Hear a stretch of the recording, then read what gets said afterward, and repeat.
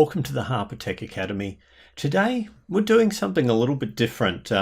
These are mini lessons for hospitality. I'd really like to thank Learning Vault, who have allowed me to use some of their interactive content for this video.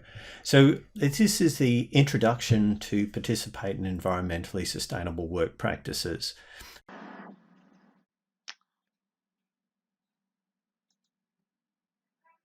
So we need to start by talking about the environment. It's been 100 to 150 years. Australia and the world have been looking at how we can make things more sustainable. Keep in mind that sustainability is about maintaining resources into the future, and we do that in many different ways. In the 50s, the national parks were instigated, and it was not until the late 90s that the Environmental Protection and Biodiversity Conservation Act 1999 was brought through the federal government.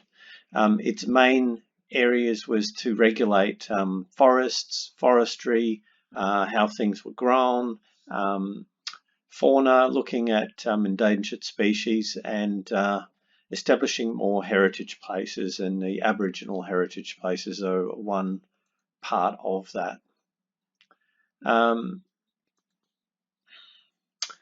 So environmental legislation comes from the federal government, and then it's interpreted at the state level.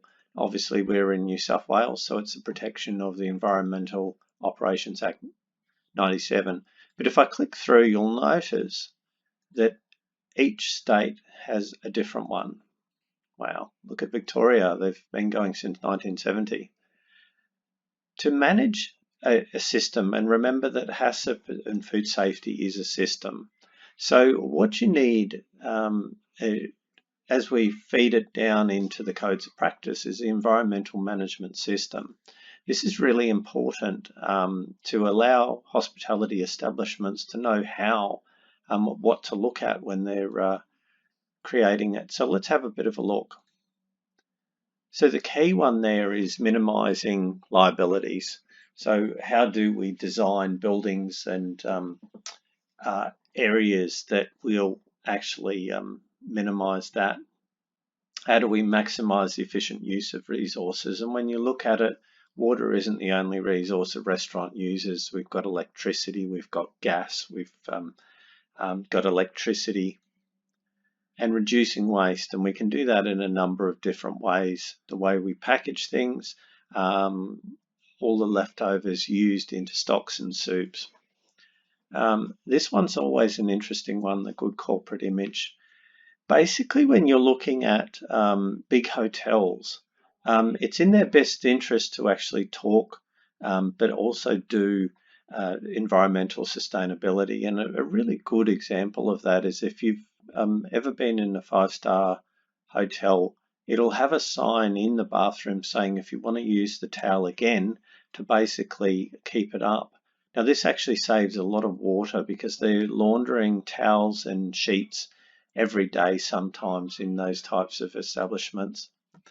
Also training staff on the mission, and that environmental mission is very, very important.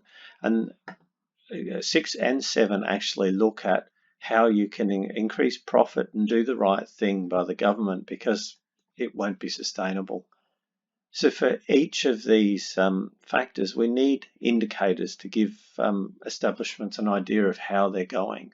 So we'll start with the consumption rates. If we can reduce the amount of electricity by turning lights or changing them to LED, reducing the amount of water by using newer items like washing machines that use less. And the interesting thing is when you wash up dishes in the sink, you actually use more water than you would for a normal commercial dishwasher. This one's an interesting one, embedded or embodied carbon. A lot of food scraps and that type of thing get thrown in landfill.